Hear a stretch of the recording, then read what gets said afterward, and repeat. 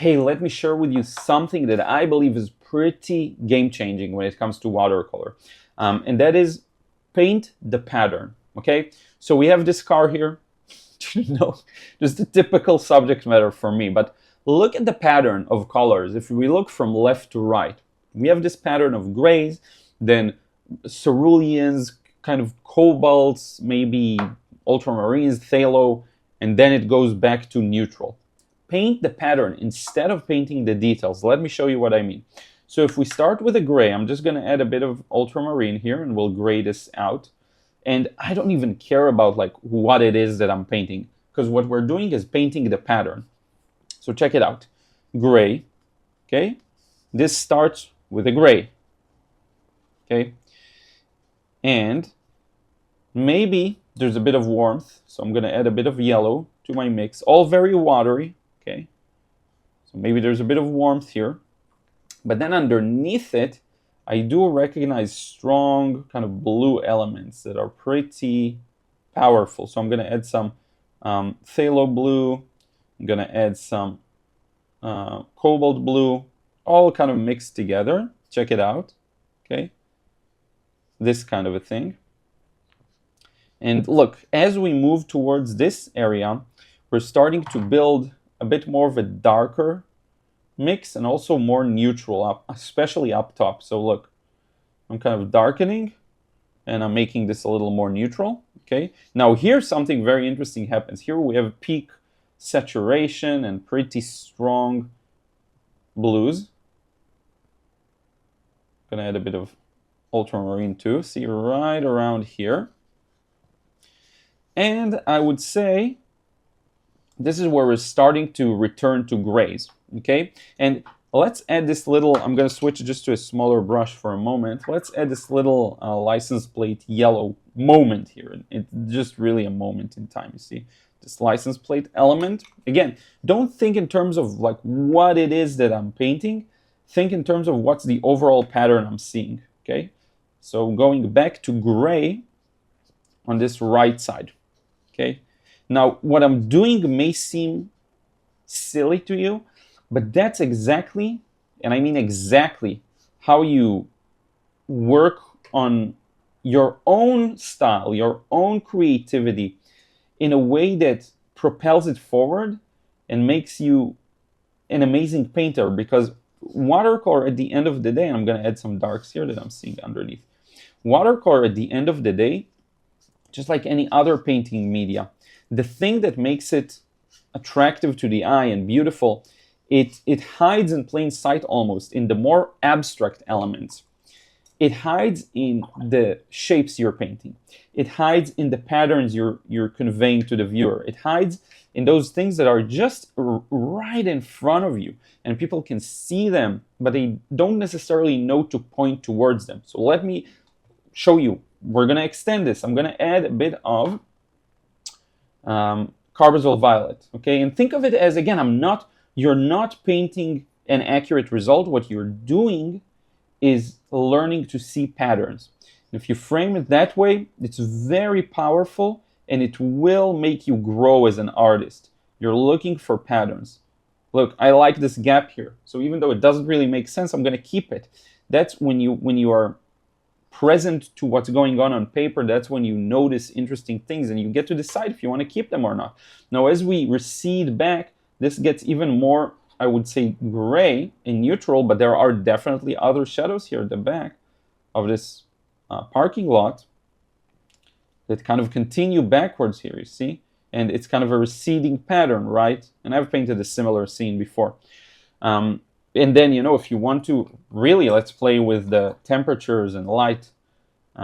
Let's bring in a bit of that vibrant part of the ground, right? It's a little more on the yellow side of things. Just kind of warm. This could be an exaggeration, but I actually like the idea of exaggerating. And you know what? Let's keep a little gap here just so that they don't blend too much together yet. And here I'll blend them together here to the right, see? And the goal is to just create a composition that is attractive to the eye without painting the literal thing that's there that you're seeing. You see, now, as stupid as this may seem, let me show you. Some of you, that's exactly what you need. That's exactly what you need to work on. Because you're so caught up in the small details, your watercolors just feel, and I know it sounds a little accusatory, but your watercolors feel so stale and rigid, and like they lack any form of dynamism. There's nothing there, none of it. No movement, no. So you can then develop upon this, right? If you really want to, you can start bringing it more towards something that is also visually quite accurate. If you want, again, not super accurate, but just a few touches, and you can sort of rein that in if you want to. But the point is, that's not what makes it beautiful. What makes it beautiful is everything leading up to these moments, everything leading up to what I'm doing now.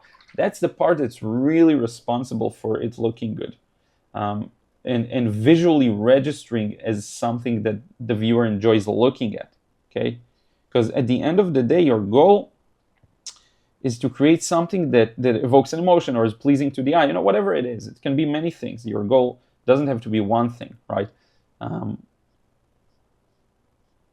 But if that's your goal, then you got to start with the element, with what leads to a pleasing impression,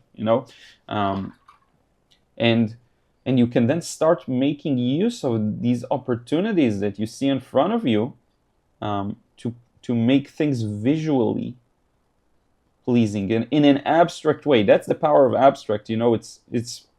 It's easy to, and kind of, it sometimes makes sense to disregard some aspects of abstract painting because some of it is kind of improvisation and very subjective and often not as good depending on the execution.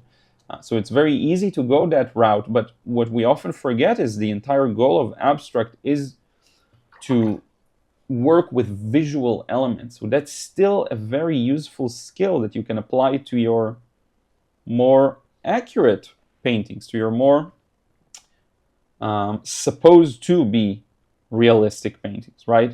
So you see just some visual elements, and look at the flow, right? The flow is never lost. It's always there. And you can let this dry and then continue. You can do whatever you want, but that's what many of you need. And that feeling of, I can't let go with watercolor. I can't paint loosely. I can't just let the paint do its thing. Just look at a pattern. Use Photoshop or any kind of image editing software you have. It's the easiest thing in the world. Just swatch the colors or use a real life actual swatch, just a square that you can see through. Figure out what the pattern is and paint that pattern. You don't even have to follow the shape. When you paint a pattern, you can just decide to paint a pattern. So gray, and then maybe a bit of warm elements to it. I'm showing you real rough here, okay? And then maybe the color saturation is present, and then, but maybe the top is a little more on the gray side.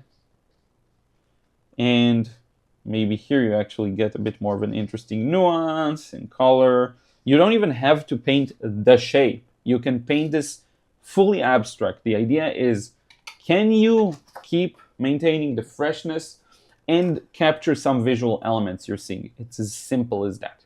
I hope you enjoyed this one.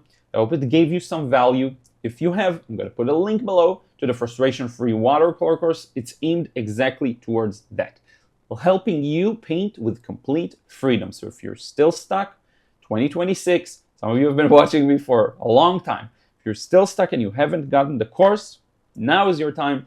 Take responsibility for your watercolor journey. It's not even that expensive. You buy it one time, you own it, and you learn how to let go with watercolors. Okay? You acquire that skill, and it is yours forever to use. And not only will it help you create better results, but there will be a clear before and after moment where before you were timid, you were worried, your paintings were rigid, and after you express yourself. You enjoy the paint. And even if your result isn't accurate, after every painting, trust me, when you make that mindset shift, you'll say, wow, this was such a fun process. I want to do another one. That's the thing, you want to do another one immediately. Imagine watercolor being that. Okay, I'm going to put a link below in the description box. And I do want to take this opportunity to thank everyone who supports me over on Patreon. If you want to receive credits at the end of the videos, check it out. There will be a link to that as well. And yeah, just huge thanks to everyone. I really appreciate you watching the videos. And let me know in a comment, if there's anything you want me to cover in particular, if there's anything you need help with, I'd be happy to do that. Thank you so much. We'll see you soon.